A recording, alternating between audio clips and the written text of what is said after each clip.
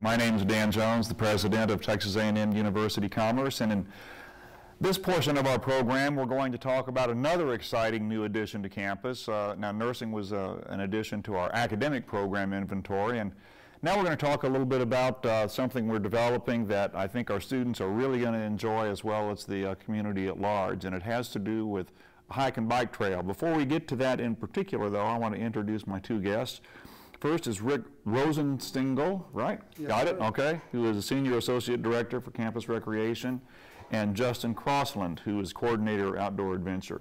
Now, before we get into the new project, Rick, tell me a little bit about Campus Rec in general, the diversity. I'm not sure everyone really understands how much goes on here in terms of what our students can do outside of the classroom. We have a diversity of opportunities within Campus Recreation, both service and program-wise. Some of the various programs that we have are intramurals, special events, our outdoor adventure. With outdoor adventure, there's a variety of areas within that. The rock climbing wall, where people can come and climb. Justin, how big is that? About 45 feet. 45 feet tall. We also have our trips programs where people can take trips or go on bike rides. I think we went to Oklahoma for some training this weekend. We also have opportunities to rent gear like tents, sleeping bags, mountain bikes, all that, so people can get out and get active in the outdoors. We also have a sport club program. It's a little bit different than our intramurals. Intramurals is teams playing each other from within inside of our community, whereas our sport clubs sometimes go outside of our communities and play other sport teams at other institutions. Right. Or they can get a little bit more in depth into the spirit of the competition or spirit of the activity, whether that be competitively or knowledge-based in what they're trying to do and what they're trying to achieve. So when people say that there's nothing to do in commerce, they just don't know, right? And that's well, we're trying to educate them on what to do in commerce. There's plenty to do here that you just got to take advantage of. And Justin, you're in the outdoor adventure wing of the operation. Yes, sir. And just real quickly, what does that consist of? You said you were in Oklahoma over the weekend. Yes, sir. We were in Oklahoma over the weekend, and we were facilitating and training our staff on how to lead rock climbing trips, helping them learn how to set up anchors and how to take care of a group that goes out. Yeah. Like Rick mentioned, we have our trips program, and we take people from a variety of knowledge base, whether they're beginners or experts, or just people looking to get out in the field and play around outside. Right. And we teach a variety of skills from mountain biking, canoeing, kayaking, sailing, rock climbing. And just, we equip and facilitate people to have the opportunity to get outside and figure out what there is to do in commerce. So we I'm waiting for you to bring your fly fishing trip back. I missed it last year, and I don't want to miss the next one. All right, let's talk about this new project, our hike and bike trail. And I guess, Justin, you're probably the most involved in terms of the design and programming. But tell me what we're going to be developing here in the next few months. Well, we hope to develop a trail that's 5 to 10 miles long. There's a 180-acre parcel of land that's located behind Walmart and across the street from our Kane Sports Complex. And through that, there's 2 or 3 creeks and a couple ponds. We want to develop a trail that will attract to people a variety of activity levels, whether it's people that want to go out and just walk the dog and have an enjoyable stroll through nature, or go out and trail run or mountain bike. Right. And you said between 5 and 10 miles long. That just kind of depends how many twists and turns you can put into those 180 acres. Yeah. We haven't brought the developer on site yet to go through and look at that, and as that process goes out to bid, we'll work hand in hand with him to both get one that meets the needs of our community really well, and also is the best use of land out there. Right. Well, one thing that this university has plenty of is land. And we have some beautiful environmental settings. I know the area that you're talking about is fairly heavily wooded. Yes.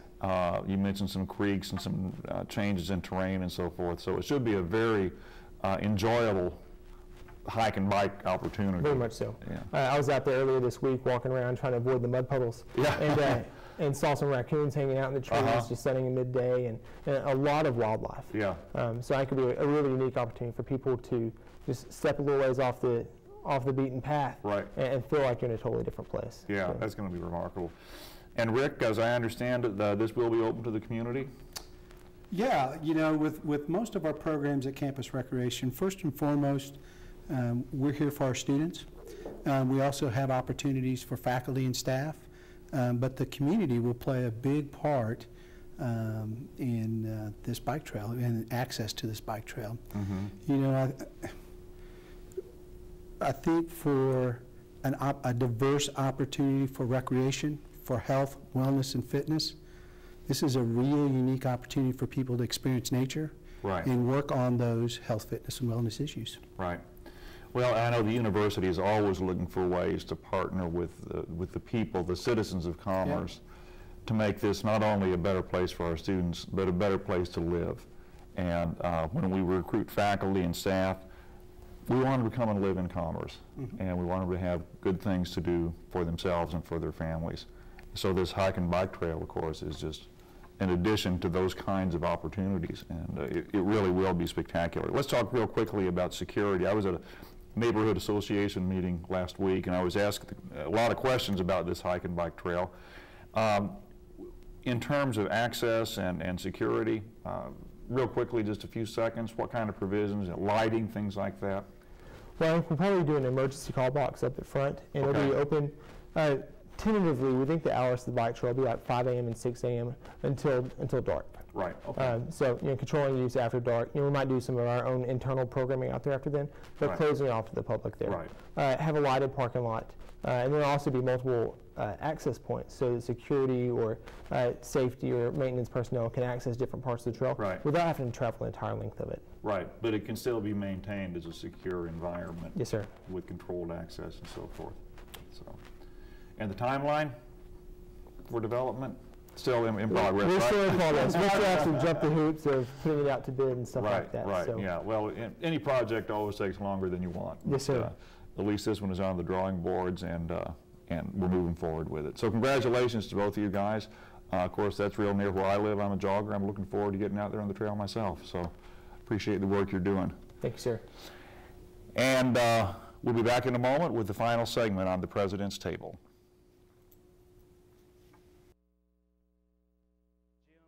Out in front of a bunch of people, and I think if it's open and everything, they feel, they feel probably more energetic about going outside and running it. I feel like maybe they can make it to where they can use that track, and maybe other people who just want to just regularly work out use this track, instead of people wondering worrying about, okay, if I'm working out, is cross country going to come up here? Because they're going to be used to running outside instead of having to run in the indoors.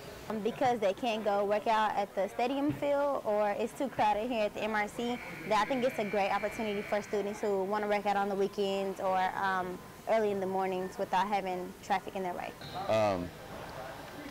It's another place to go, and it'll be another place to get to if one place is too busy for you and you don't want to.